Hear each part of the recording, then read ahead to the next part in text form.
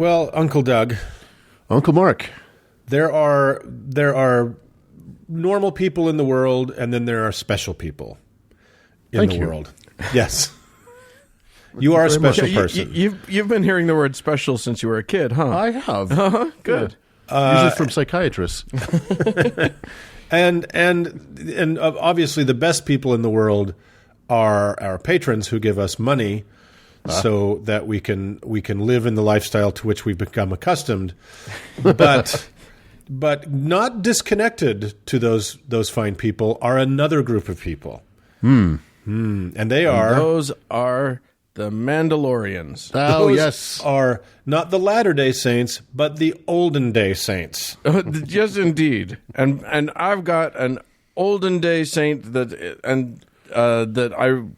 she's one of the big ones. Let's just put it that way.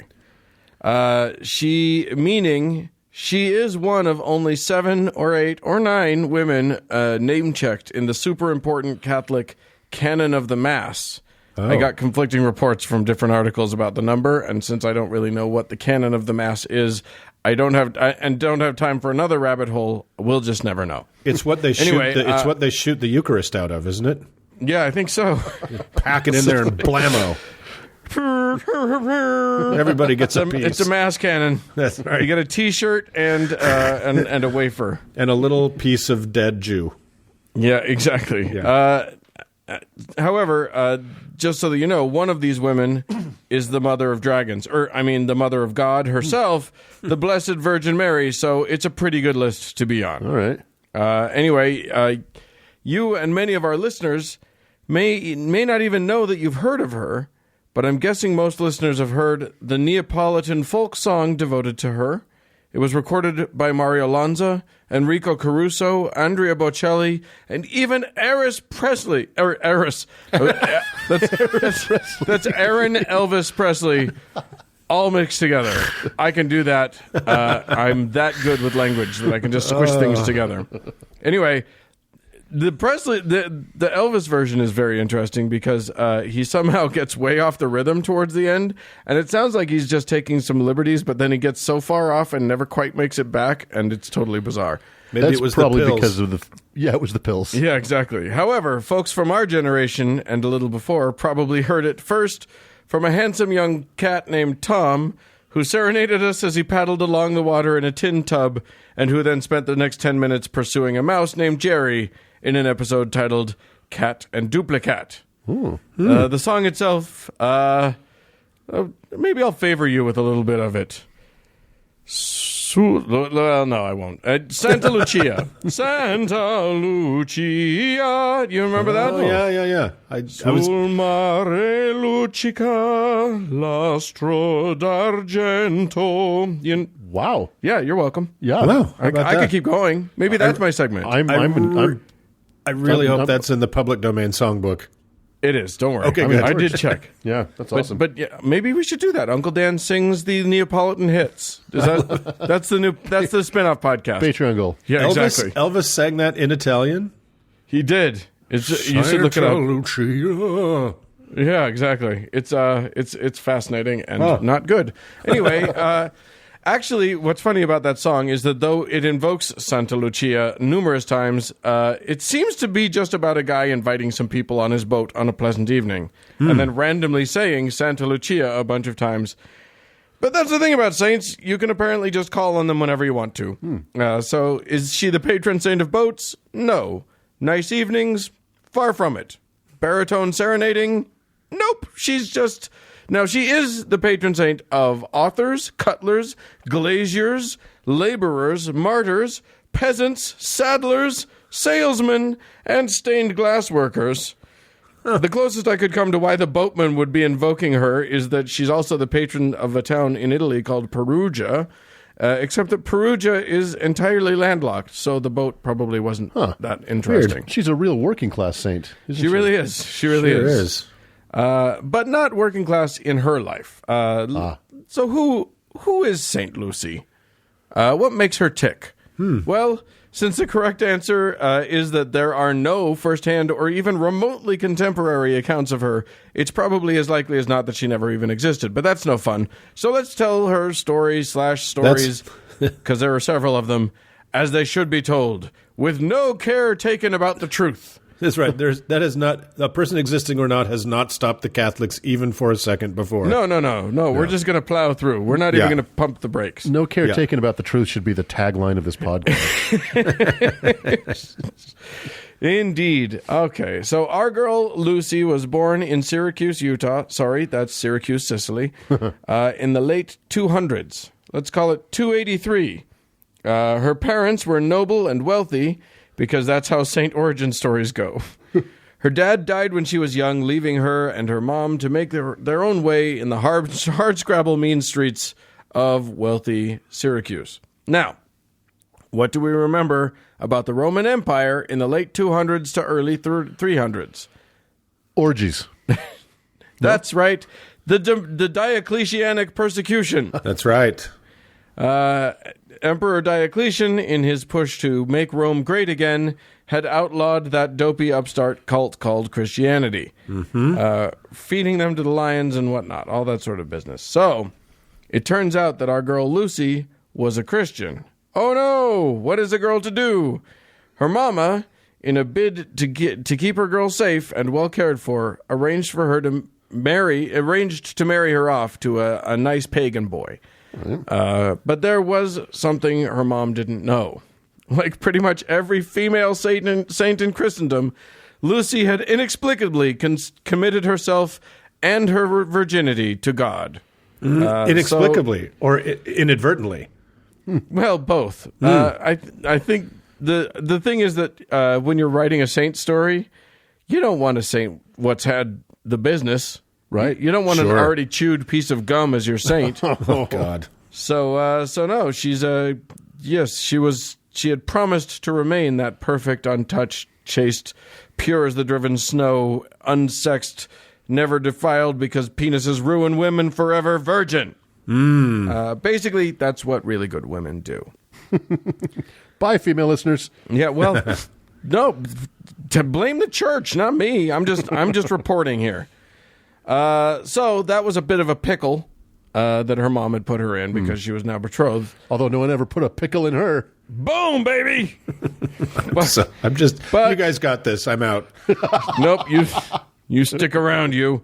Lucy and her mother had other problems, though. Her mom had a chronic, horrible disease. In one case, one of the accounts I read, it was a blood disease. I don't know why they added that little detail, but okay. So Saint Agatha had been martyred about 50 years earlier, and there was a shrine to her in nearby Catania. So they loaded up the truck and headed out to Catania to pray to Saint Agatha for her mom to get better. Well, Saint Agatha visits Lucy in a dream and says, guess what? Your mom's going to be healed, and as a special prize, you, Lucy, are going to be as cool as I am, and all of the good things that happened to me, including delightful martyrdom and forever sainthood, will one day be yours.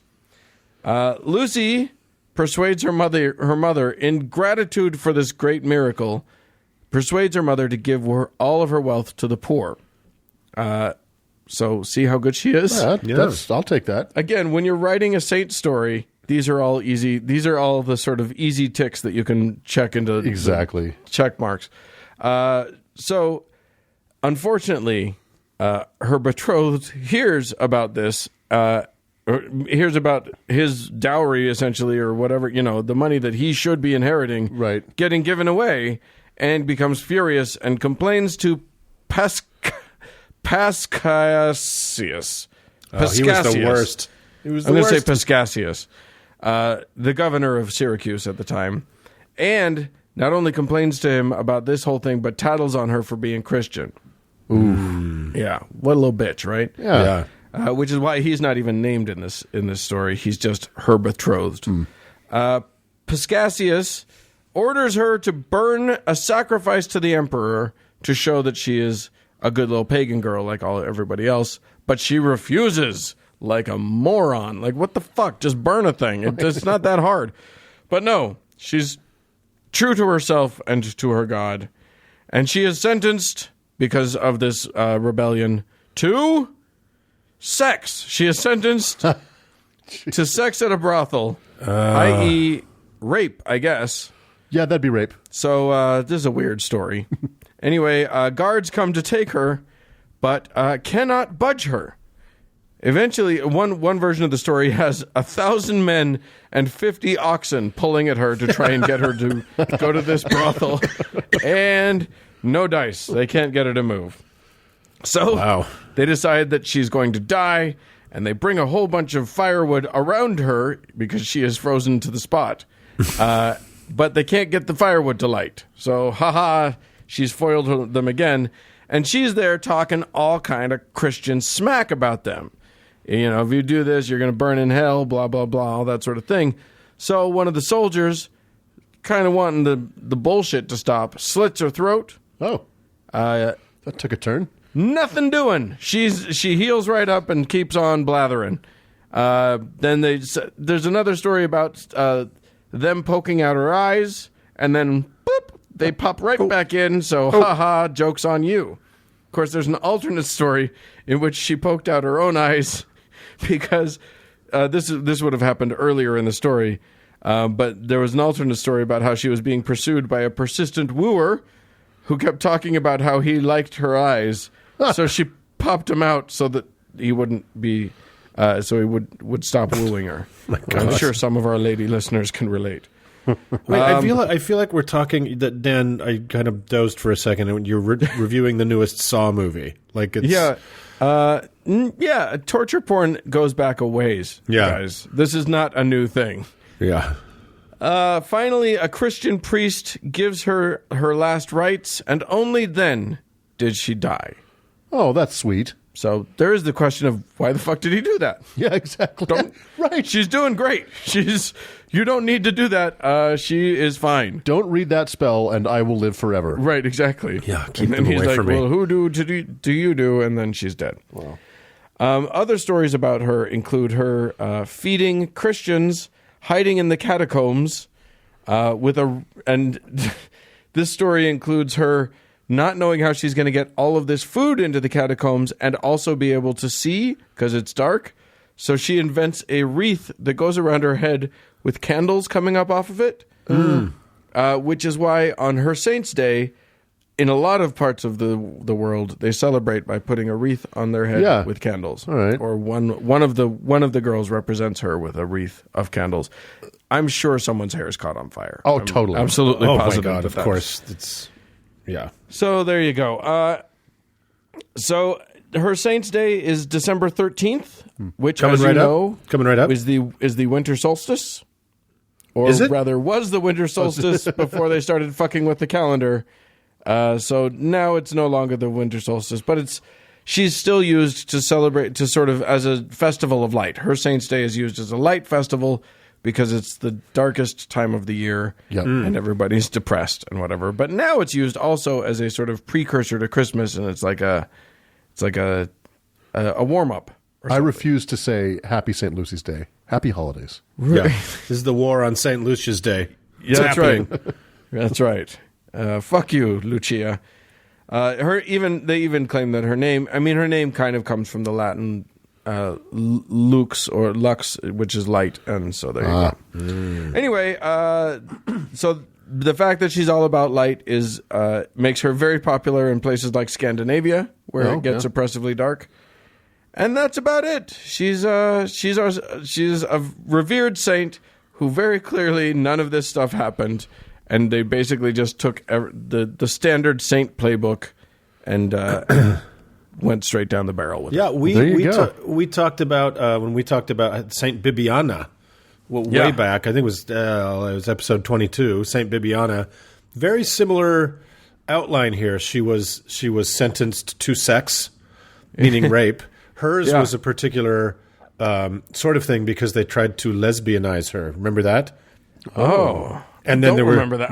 But keep talking. I don't listen to this show. I have no idea what we've talked about. Even as it's happening live, Dan doesn't listen to it. So I'm not paying attention. It's a similar playbook where apparently God is obsessed with nothing more than a female quote unquote virginity, and so the worst thing you can do is take that away Is defile it. Yeah. Yeah, defile it. So God has prima nocta, apparently, the right of prima nocta exactly. over all young women in the world. So she joins the host of the saints, I suppose. Yep, there she goes, raised up into the canon. So You shoot her out of the cannon of the mass. So be ready for some overspray. yeah, exactly.